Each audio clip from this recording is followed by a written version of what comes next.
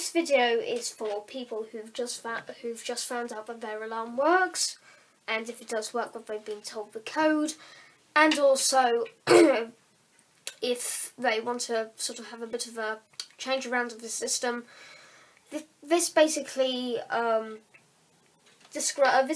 gives a description of what the features on the Accenta range, sort of early 90s to early 2000s, I think, range of alarm systems. This is the Accenta 6.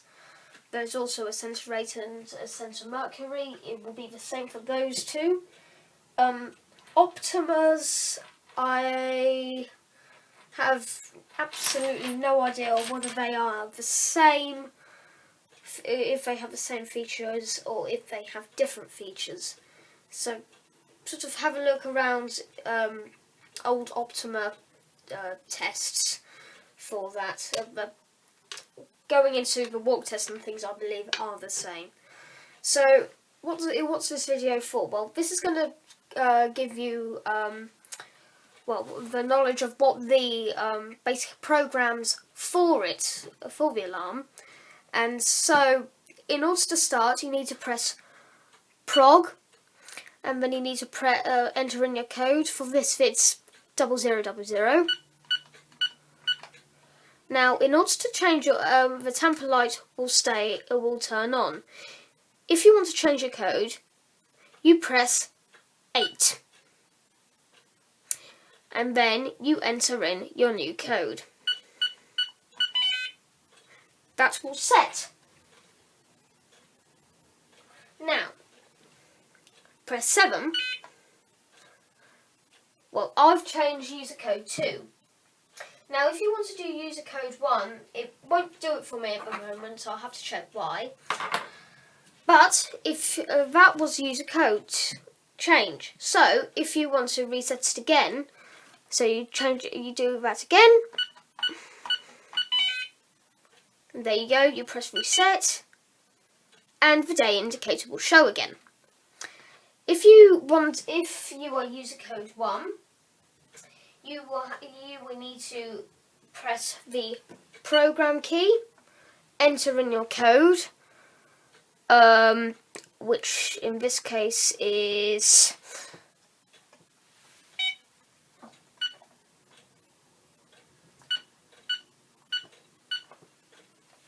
the tamper indicator will show again.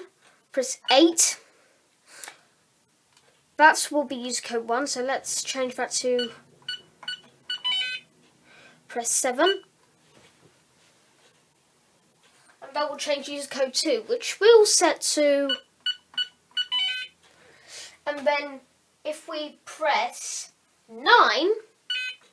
Now, with the Accenta 6, it doesn't have a GRS code, but if you have a Accenta 8 or a Accenta Mercury, you would press 9 and you would then enter in the new GRS code.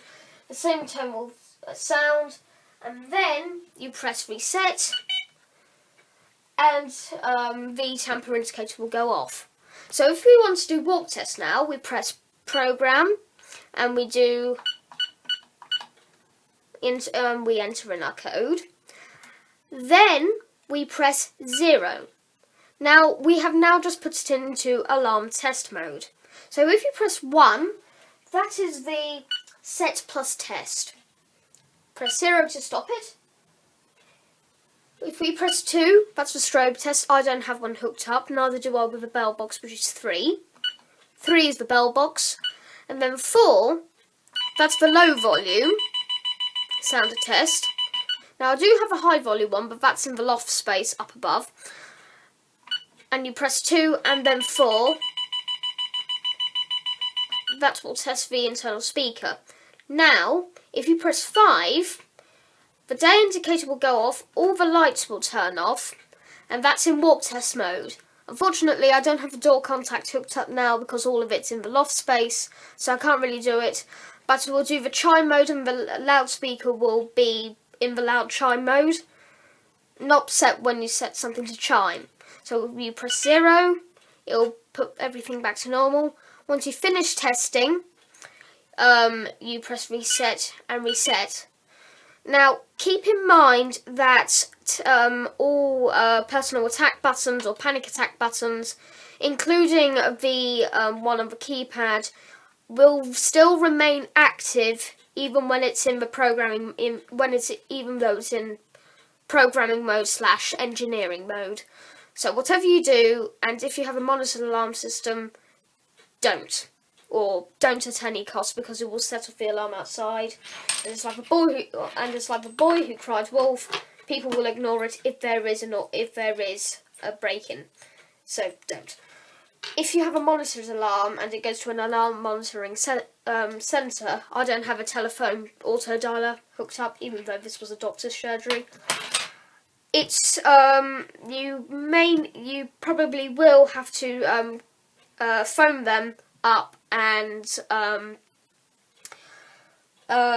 you would have to phone them up, and you'd have to alert them that you're going to test the alarm, and then you'd probably have to phone them up again saying you've changed it back to normal mode and everything can go back to normal. Something like that. I have no knowledge of that, so correct me if I'm wrong. So if you want to do a chime zone, now I've already got zone 1 hooked up to chime, so if you press chime, you can see zone 1 showed up. Now zone 1 is a door contact, so if you open the door, it will chime, give you a sort of, give anyone who's thinking of, well, that's just turned off, give anyone who's thinking that they could break into your house whilst visiting, it will tell them that there is an alarm active and you probably shouldn't, otherwise you'll probably get called. So if you press chime, now if you have none, you will press either zone 1, zone 2, 3, 4, 5 and 6. If you press 0, that gets rid of all of the zones. And if you just want to get rid of any odd zone, so if I have zone 2, 1, 2 and 3, because they're the zones that I have, if I press 3, it will turn it off. If I press 0, it will just delete all of them. So that's how it works. So let's put it back to 1.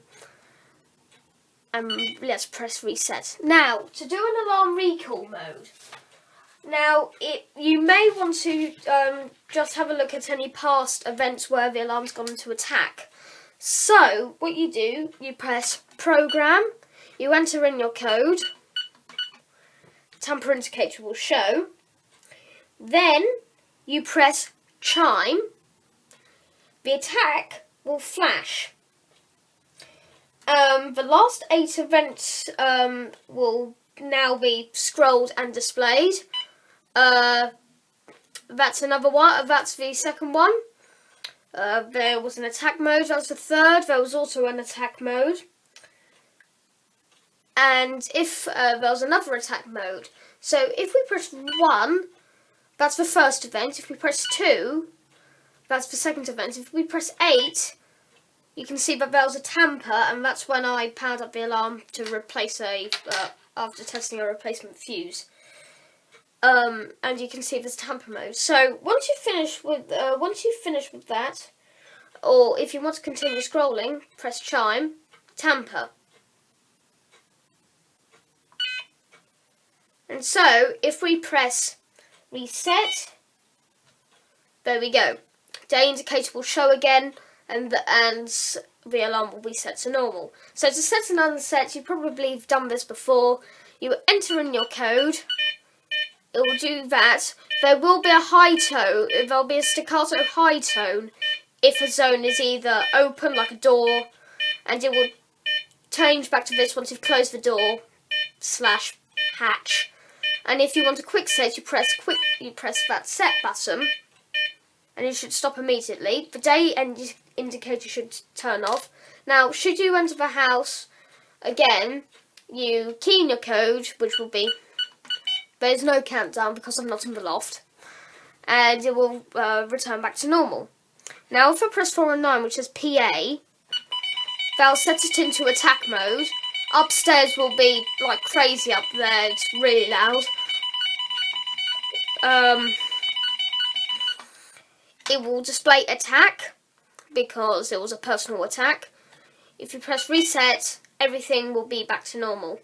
Now, if there was an attack mode and you reset, you cannot set again unless you press reset, because the panel will lock out its keypad will lock out the remote keypad. If you are monitored, be advised that they would recommend, it's a police requirement that it's an engineer reset, and that being is the alarm will go into attack mode, the keypad will lock out, which means the alarm won't be usable, and so you'd have to call an alarm engineer, preferably the installer if you had one, to come along and identify the problem. After they've identified the problem, they will carry out an engineer reset, which will reset it back to factory settings, as it says. And you may add a push to set or a key switch. That's optional, and it's a bit complicated to add, but that's on adding other bits, which I may do, but I don't really have a spare key switch. So I hope this video has been useful and has helped you if you have an alarm that's similar, well, if you have the same alarm as what I have, or any of the Accentas basically, except for the new ones. If it has, please like, comment, subscribe, all of that if you really want to. And I will see you in the next video.